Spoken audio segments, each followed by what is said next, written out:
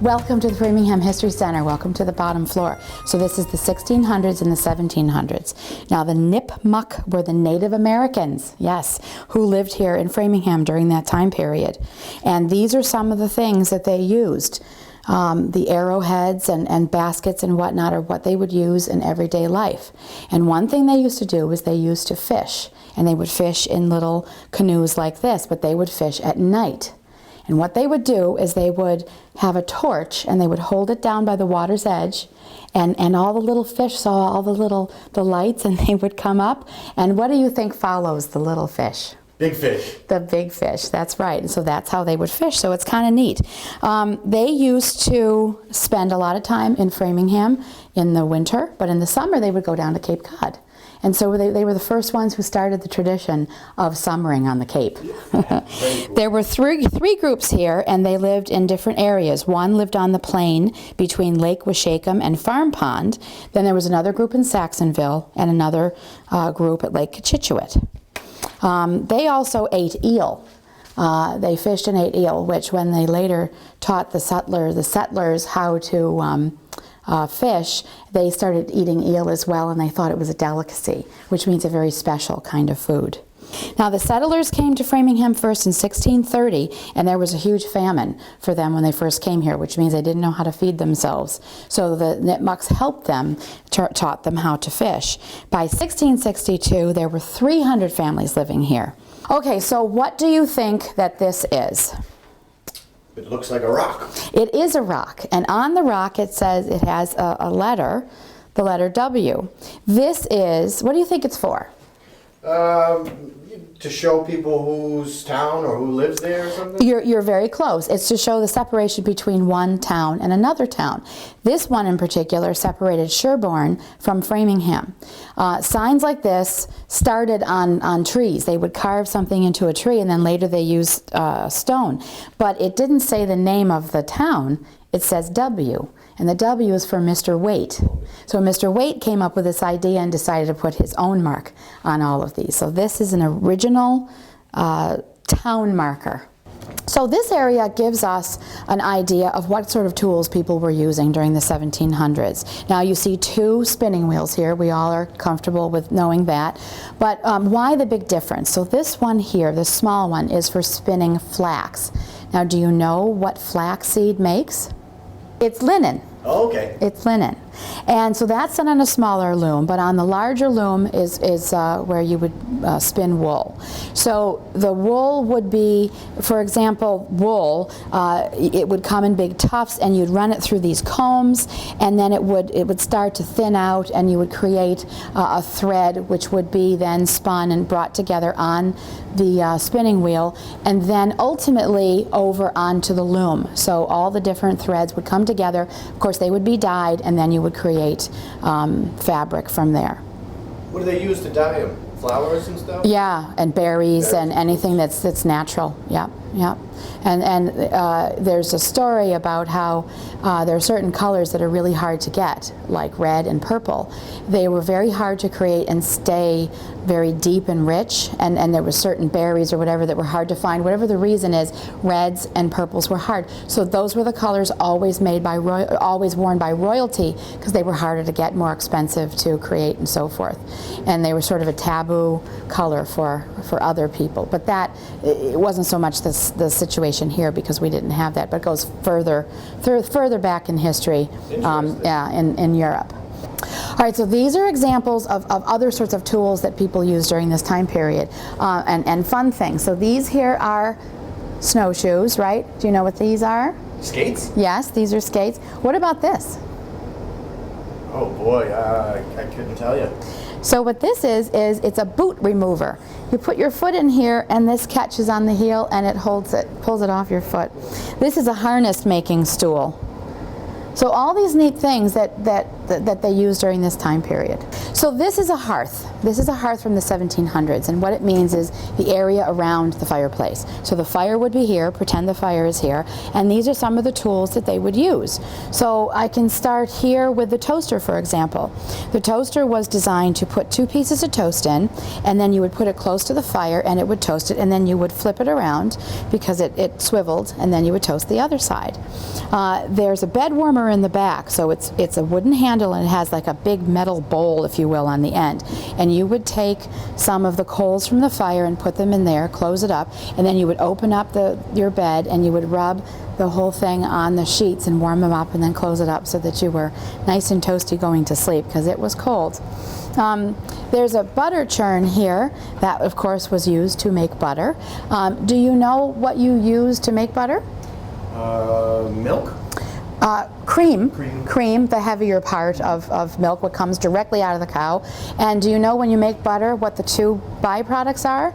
So you start with the cream and you start to move the cream around and you get butter, and what else? I'm not sure. You get buttermilk. Oh, okay. Which is great in pancakes. Makes them fluffy and wonderful. Here on the floor is a foot warmer. And a foot warmer is something else that you would use with coals. So you take the coals from the fire, you'd put them inside, and then it has a little handle. You'd take it to church, and you would put it on the floor, and it would help to keep your feet warm while you were at church. Church years ago was an all-day kind of thing, so you wanted to be warm. The cradle was always in the kitchen, always near mom, always near the mother, and anybody who would come by could kick the cradle, and that would keep the cradle moving and keep the baby happy, hopefully. Now, this big piece of furniture here, this bench, is called a settle. Now, can you figure out why it has that real high back? What would be the purpose of this high back? To keep more of the heat in the room? Absolutely right. You're the first one.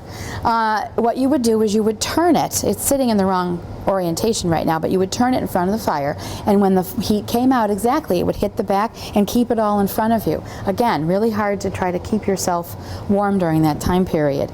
And the last thing I'm going to point out is this reflector oven back here, which is really very cool. Inside is very shiny metal, kind of like mirrors would be. And you put your item in there, let's say some rolls or something, or bread, and you'd put the back of it, the open side, to the fire, and so the heat would come in, and this shiny metal would help to bake all around whatever's in there. All right, so this area is actually very cool. This is a very special area. We are really lucky to have this stuff, and I'll tell you why. This house here was the Thomas Nixon house, and it was completed in 1787 by Thomas Nixon Jr. Now, Thomas Nixon Jr. was a fife player during the Revolutionary War. Okay, but years later, he built this house, and he built this house with these tools here. Now, why is this so incredible that we have this? Well, there are only 3 full sets of tools like this that have survived in the whole entire country, and we happen to own one of those sets. For a little bit of time, these all went to Williamsburg, and they were cleaned, and they were on display there. And now we have them back. They used to be stored in this box, and so Thomas Nixon used them, and so did his son Warren, to build his house.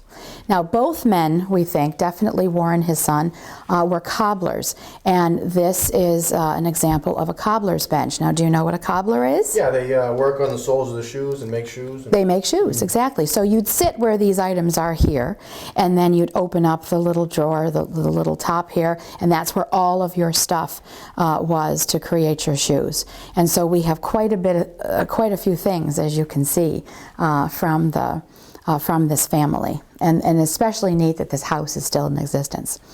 All right, so now I'm going to play for you some music, and I want you to listen and tell me what it is that you hear. What is that? Flutes? It's not a flute, but it's similar. So a fife? A fife, exactly. Okay, now we're going to add another instrument. Tell me what instrument you hear. Drums? Drums. Okay, so you're hearing fife and drums. Where did they use fife and drums? Going to war? Right, on the battlefield. Now, why fife and drums on the battlefield? Why not an oboe or a tuba? They probably hear it further? Exactly right. They hear it further. If you've ever heard fifes inside, it's very, very loud. It's ear piercing. You really need to keep them outside. And so they use the fife and the drum to maneuver troops. A certain tune would get you in line. A certain tune would move you over to one side or the other. And it was important because they didn't have cell phones. They had no way of communicating the way we do today. And so that's how they did it.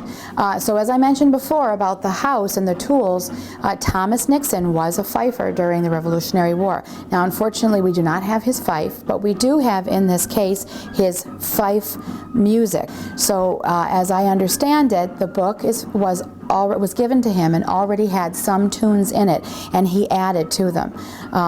These are tunes that are played still today that were created before the war and continued, and it's, again, a really neat thing that we have his book. We also have his recorder. Now, a recorder is a different instrument. You would not have heard the recorder on the battlefield, but that would have been something they would have played perhaps at a dance or around the camp at night or so forth.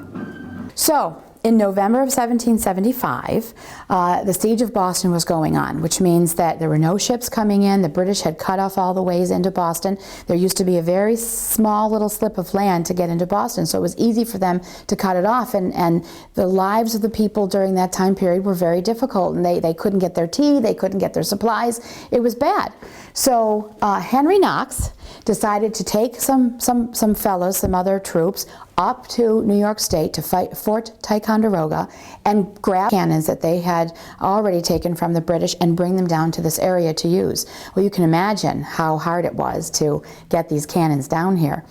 They were on sleds and they were pulled by oxen over mountains and trails, and 3 months it took them, and they came right through Framingham, and they were stored here for a little while, and finally in March they decided to set them up around Dorchester Heights, and they were pointed down at the British. And on March 17th, 1776, the cannons were there when the British woke up the next day, and they said, I think it's time to leave. To Halifax, not one single cannon was fired, and that day was March 17th, which is what we call Evacuation Day. It's also St. Patrick's Day, but it was the day the British left. Behind me are tools that you would have found during the time period that people were using, and these are farm tools because Framingham was a farm community for many, many years, and some really nice examples here of what they used, including this really neat plow. You can imagine how years ago it was a lot harder than it is today. Your horse or your oxen would pull the plow and till the land. Any guess what this is? I want to say maybe a wine barrel? Because of the size of it, probably you're thinking about it. It's actually also a butter churn, Okay. but it's a different size. Obviously this is going to make a lot of butter. And this is a cheese press over here, so it would press all of the water out of the cheese. Again, stuff that you'd see on a regular basis years ago. All right, so now we're going to take a step back. Now, in this case are good examples of weaponry, but also some clothing. This red sash down here was worn by an officer. The sash was worn across the chest, sometimes around the waist, and on the top here you can see a cartridge box. The cartridges were kept in the box. I'll explain more about that in a moment. You can see that how they used to make the lead balls that went into the cartridges. Over here are powder horns. They're horns that come from animals and that they fashion them to hold the actual powder. Very dangerous to use them today. We don't do that. On the bottom here you can see some pistols from the time period, a bayonet, which of course is the pointy, sticky part that goes at the end of the musket, and an example here of a brown bess. So I also happen to have a brown bess. It's a reproduction. It's not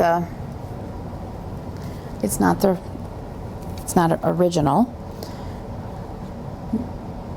And what you would do is you would have your cartridge box, and inside your cartridge box was a piece of paper that was a tube, and then inside that would go the grains of black powder and then the musket ball, and then it's all closed up.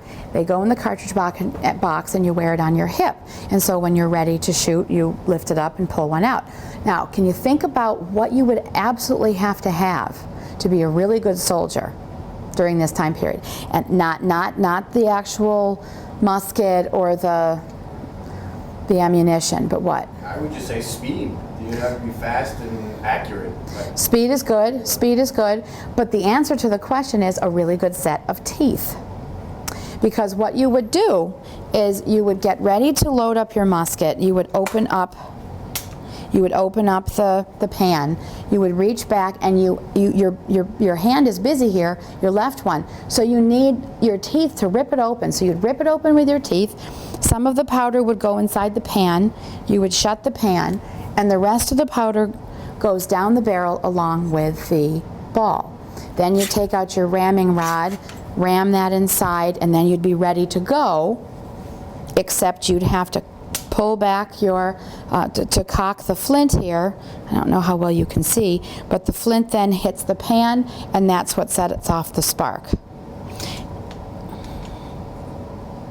Now, if you were a good shot, you could do 3 in a minute. So you can imagine that, very different from today. Also, accuracy is not really something that factored into your experience, because these were what they called smooth bore, which means it's smooth all the way down the whole barrel. And so when the bullet comes out, it just kind of comes out and goes wherever it goes. It was very hard to hit anything. But warfare was different then, and they used to have one side would be marching towards the other side like this on an open field. Nobody hid behind a tree. And when you lined up people like that, you actually had more of a chance of hitting somebody with your musket ball because there was a big long line of people.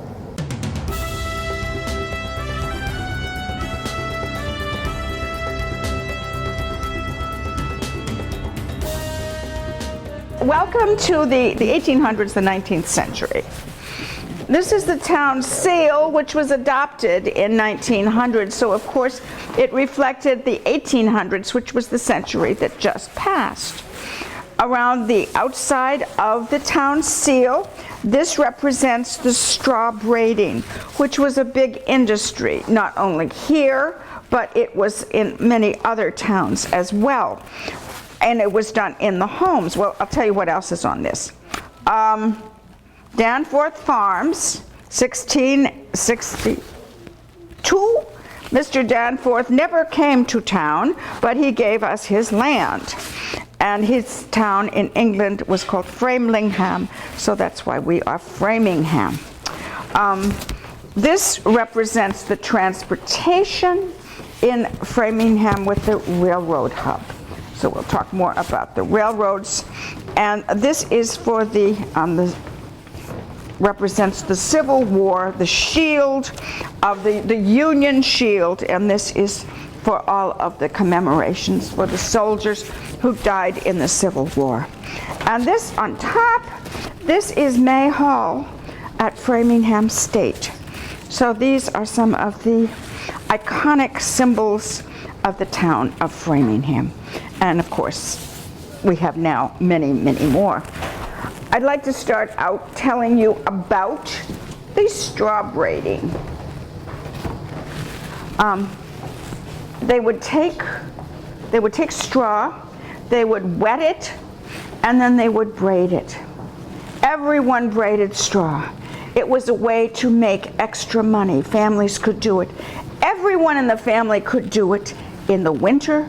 In the summer, when the light was still strong, they would sit under the trees braiding straw.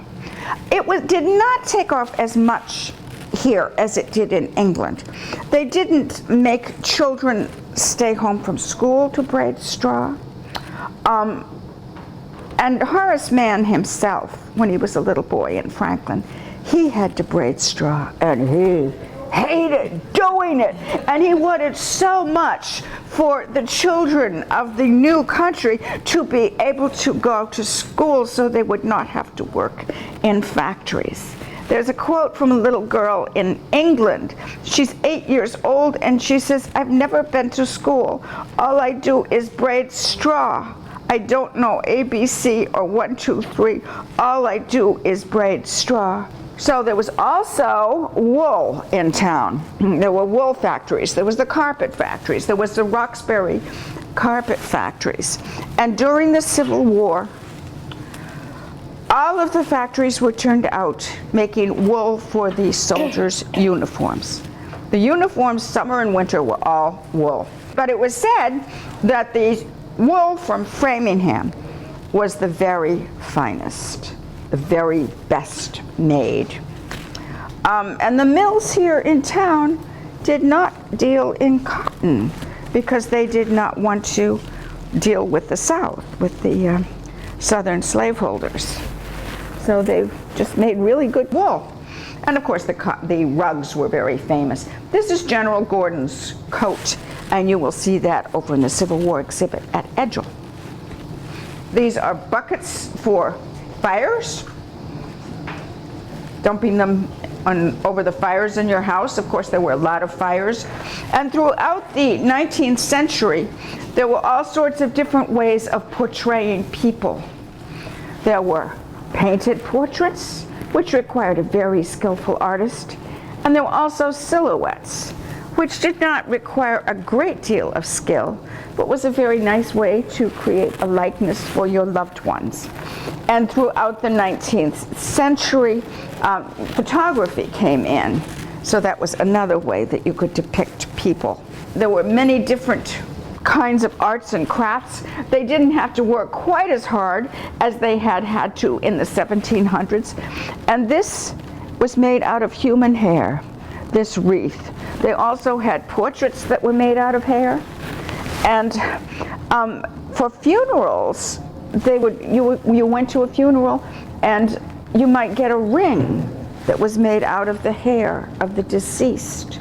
And this is Muster Field, which was where the soldiers drilled, starting in 1872.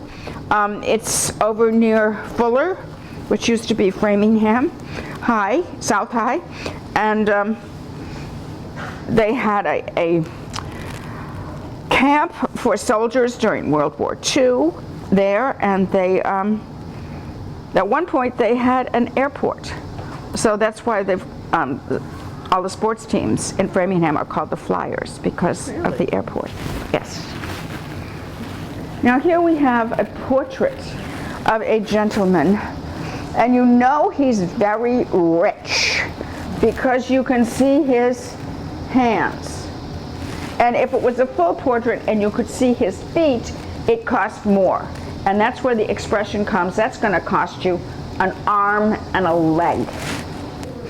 These are some birds that came from South America. We've had ties to South America for a long time. The rubber came up here, and we had a Para Rubber Company that would make collages and rubbers. And these are some of the use of wicker. So it sort of went from straw braiding for hats, and then there were many factories that made things out of wicker in South Framingham particularly. The 19th century was a time of a lot more leisure than they'd had earlier. So these may look like toys, but these beautiful dolls were not just for little girls to play with, but they were a way of getting the latest fashions from Europe over here. You would take this beautiful doll, you'd take her to your dressmaker, say, I want to look like this, and she'd have to make you a dress based on that. And then transportation. Well, these are the stereopticon views, which every parlor had one of these, and you'd look at Egypt, you know, you'd sit on the sofa entertaining your beau, and you'd look at pictures of Egypt. And then here we come with the trains. Now the trains came to Framingham in 1834, but before that, the biggest way of getting around was a stagecoach, and the stop for the stagecoach was right out here on the Common. And Framingham, of course, is between Worcester and Boston, so this is a very central location. And a man came to the men who were running the stagecoach, and they said, you know, we'd like to have a train right here, and let's make this the station here. And the stagecoach guy said, ha ha, trains, they'll never catch on. So they said, well, we'll go to South Framingham. And this was what the first trains looked like. They looked like stagecoaches pulled by an engine. But of course then it morphed into something that looked more like a regular train. And this is a model of the Richardson Railroad Station, which was built in 1885. It was the second one down there. And of course now it's the Deluxe Depot Diner.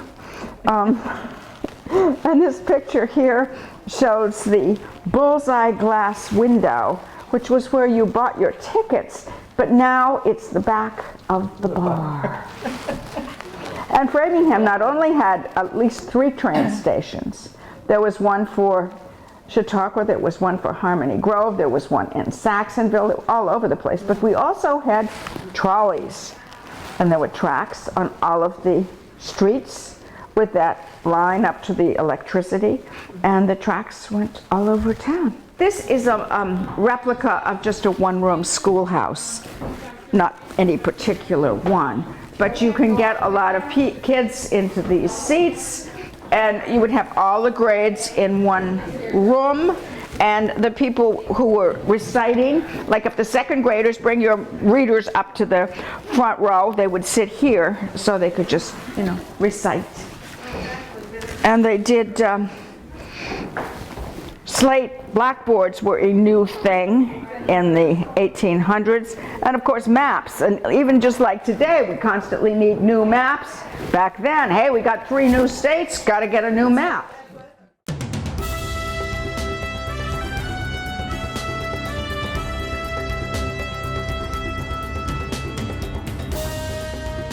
Welcome to the 1900s in Framingham. We'll just go along with what is going on in Framingham, beginning of 1900s, and it's about, we're a transportation hub. It's booming businesses and everything. And we have a lot of businesses that are coming into the beginning. It's a time of peace and prosperity and optimism. And I think a lot of you can recognize the R.H. Long Company. They're still around. They're the Cadillac dealership. Well, they started off doing shoes. They were a shoe company, absolutely. But they were savvy. They knew what to do. Look at right next to it. What's next to that shoe? A picture of automobile. They switched when automobiles and horseless carriages came into vogue, and they were starting to be more popular and everything. They went right into automobiles, and of course they're still with automobiles. Yeah, right. Exactly. So there was a lot of companies that just came into being at the beginning. And everything during that time.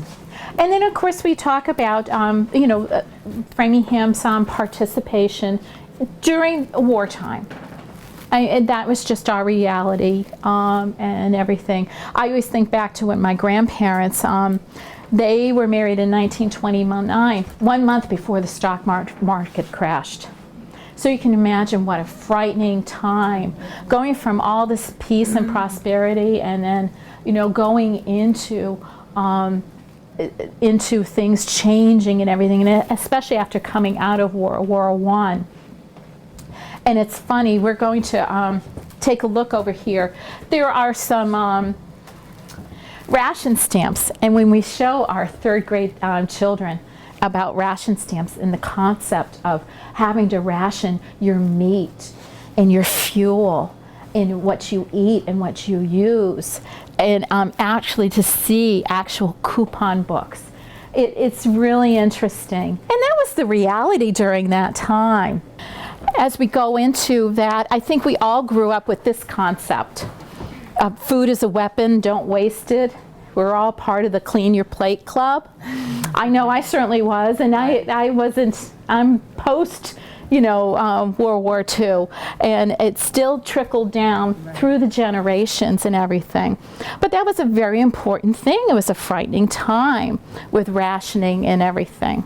And part of that, after World War II, was the 1949 to still going on now, is the Framingham Heart Study. Anything that we know about hearts that are in populations and everything starts in Framingham. And it's still going on today. Every once in a while we have a visitor. So it's great information, things that we know about heart disease as a result of that study. Moving on, we were talking about the Campanelli houses, but it's so funny when we have the little kids that come in and they look at the telephones and they don't know how to use the rotary dial telephone.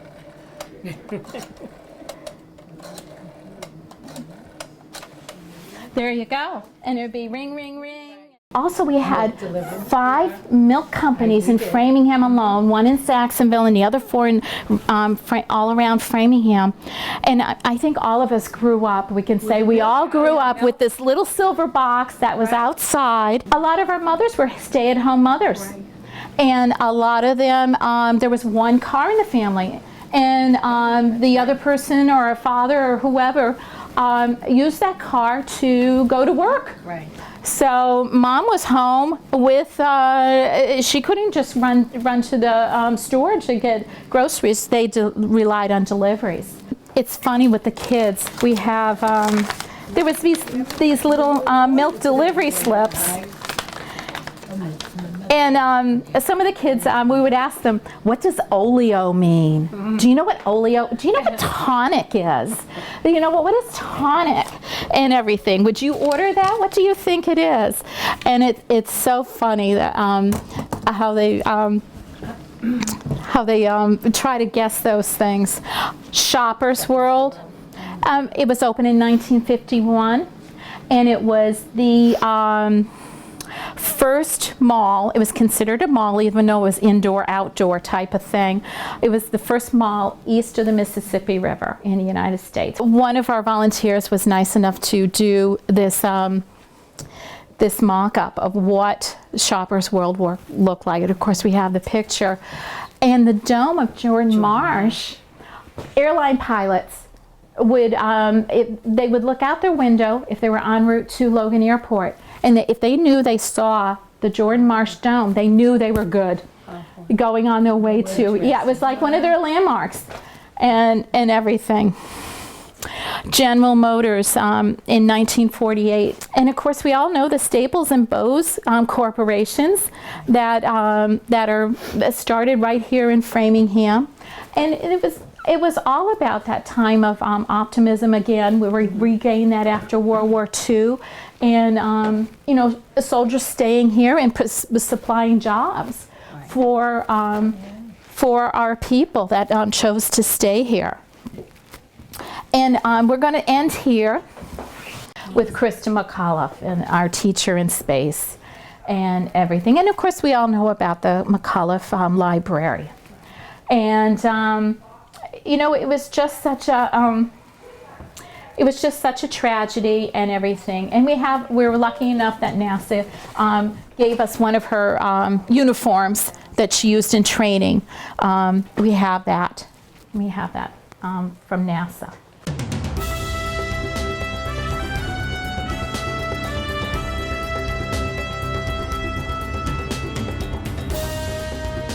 This is our Civil War building, so you know, why else would we have our Civil War artifacts anywhere else but here? So this is very appropriate. I'm just going to stick to one story in particular, and that's about this gentleman over here, and this is George H. Gordon.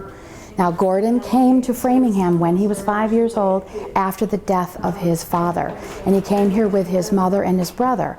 And he attended the Framingham Academy, the building where you were just all visiting. This pedestal and bust was done by Daniel Chester French. And you know what else he was famous for doing, right? No. Lincoln Memorial, right? And he also did the soldier in Concord, the revolutionary soldier in Concord. So anyway, he grew up right here. He went off after the academy. He went to West Point and eventually into war, and finally the Civil War. Now, he was very good friends with this gentleman over here, Charles Train. Now, Charles Train lived in the house that's next door to the Plymouth Church. So if you know the Plymouth Church, the parsonage for that church is his home, and it's marked with a plaque. So these men were together growing up and in Framingham, and went off eventually to fight together, and they ended up in Antietam. Now, if you know anything about Civil War history, you will know that Antietam was the worst one-day battle. there were 23,000 casualties that day. This flag was also there among other battles, but this flag was given to the men of the Massachusetts 13th Regiment, and it was given to them to take into battle, and they did. It went everywhere. To name a few: Gettysburg, Fredericksburg, Second Battle of Bull Run, and Antietam. After the war, it came back, and it was given back to George Brown, the merchant who gave it. He gave it to the town. And the town, and we have it here, it's been in this building, or it was in this building, for 100 years before they even touched it. Many of these regimental flags are now in the State House, bless you. And so, but we have ours right here, which is an enormous coup. In 1999, it was taken out and it was completely restored, and now we have it here to share. So, kind of neat. Now, Gordon lived in Framingham the whole rest of his life, and I think because of that, perhaps we have many of his artifacts. So behind you, if you wouldn't mind, is his greatcoat. Now, this is a coat that one would wear in the Army, a Union officer, and it's a wonderful example of the blue kersey wool that was produced in Framingham. Now, it was produced in other places as well, and we can't prove that this came from Framingham, but an officer would have had his own clothing tailored. And so, because he's from Framingham, quite likely that he had it done here. But it's an excellent example. It's in wonderful shape. Now, how do we know that it's his jacket? Well, we know it because his name is in the sleeve. Why is his name in the sleeve? We did not have dog tags then, so it was a way of identifying. And we photographed it over here. You can see underneath the picture of the coat is the signature. He was a colonel at the time. And that we know because of the insignia on his sleeves and the fact that inside it says Colonel Gordon. We also have his trunk that he would have used in the field. And I'm going to jump around a little bit. Looking behind you now, there's a wonderful photograph of General Gordon over here in the corner, and that is in his general's officer's outfit. That is his diary, and this is a sash. Now, that buff-colored sash that he would have worn around his middle underneath the belt shows that he was a general officer. Beyond there are the saddles. Now, the black one on the far end was General Gordon's saddle, and it is called the McClellan saddle. The other saddle was his wife's saddle, and that is a side saddle if you've never seen one before. Now, he married his first cousin, Lizzie, and there's a wonderful portrait of her on the wall over here, and they never had any children. And after Gordon's death in 1886, she gave the town money to expand this building. And that beam right there shows you where the building ended. So already by 1886, they had run out of space here, and she gave the money for this addition. Now, Gordon's is not the only story in Framingham. Another really neat story is the story of Lothrop White. He was a resident who was in the Navy, and he was on a ship, on a boat probably, in the James River in Richmond, and they were patrolling and constantly being shot at by the Confederates. And one day he was shot. However, he had a penny in his pocket, and they were larger then, and the bullet hit the penny, and it saved his life, and we have that penny right there. Wow. And you can see how the bullet fused to the penny. Wow. Saved his life. It saved his life. Now, Lothrop went on to live a very long life. He was a florist in Wellesley. Other good examples here of artifacts from the time period. This is a Springfield rifle that was pretty much standard issue during the Civil War. It's called a muzzle-loaded percussion piece. These were all rifled, which means that inside the long barrel was like this. So the bullets came out like this. Now, why is that different from the Revolutionary War time with the muskets? They were smoothbore, so the bullets came out and it was anybody's guess where it was going to go. But when you rifle them, it makes it more accurate, which is what, of course, contributed to the great loss during this war, because there was just so many, it was so much easier to kill people, right? And the other side of war would be the aid of people, the wounded, and so forth. And Framingham had a huge part in that. For example, Framingham had 3 sanitary commission units here, 3 groups of women and men, anybody who wasn't at war, to put together care packages like the Red Cross does and like many people do today. And it was all kinds of stuff, linens. I mean, you only got a certain number of things when you were in the Army as a soldier. You got your weapon, you probably got 1 pair of trousers that was a huge length. There were 1 length, or like 3 different lengths maybe, and you just found whichever one fit you the best. You didn't have handkerchiefs or pillowcases or any of the extras, so the sanitary commissions were key to put these things together. And of course they shipped things like food stuffs, and they learned a lot about it. You don't ship a jar of honey with linens because it might break and the linens would be spoiled. And these are the things that these ladies learned over time. But bandages were something very interesting because the ladies were working on them. They were pulling through the linen, creating the bandages, but they were very tough. They were very rough. And someone said, you know, what do we do to soften these up? After all, they're touching wounds. I know, why don't we boil them? Well, what do you think happened when they boiled? It softened them up, but it also sterilized them. You see, this was a time period that we weren't thinking about this. We weren't washing our hands before surgery. We weren't washing our hands before anything. And this was just the time. In fact, Zab Adams, who I talk about other time, you can learn about him. He was somebody who said, he was a physician at Gettysburg, and he said, you know, there's something into this sanitation and keeping things clean because it helps to keep down disease. Half the people who died in the Civil War died from wounds and things that happened afterwards, from infection and stuff like that. So when these bandages came from Framingham, and they were using them on these patients, and they weren't having the same rate of infection, someone said, aha. Now, I'd like to think that we were the only ones who came up with that idea, and I'm going to say that until someone tells me that I'm wrong. But we think that Framingham was one of the first group of people to ever do that. So that's everything in a nutshell. But I do want to direct your attention to our piece de resistance, which is not actually our item. This artifact belongs to the Massachusetts Historical Society, but it's on loan to us. It's made from wood and it's gilded in gold, and it shows the aggressive eagle of the North, and the alligator has got his teeth into the southern alligator has his teeth into this bird, and they're going to wrangle it down and not let it rise. And it sat on the desk of Jefferson Davis in Richmond. So after the fall of Richmond, our Gordon got himself an admiral and a boat, and he went up the James or down the James, and he entered the house of Jefferson Davis in Richmond. Jefferson had left, and he said, someone is going to be knocking on the door soon. Be nice to them. And indeed, they knocked on the door. The gentleman at the door said, please come in. Took him right to Jefferson Davis's office, and there was this artifact sitting on his desk. Gordon thought that it would make a great war treasure. So he took it right off the desk, hid it underneath his coat, and went out the door.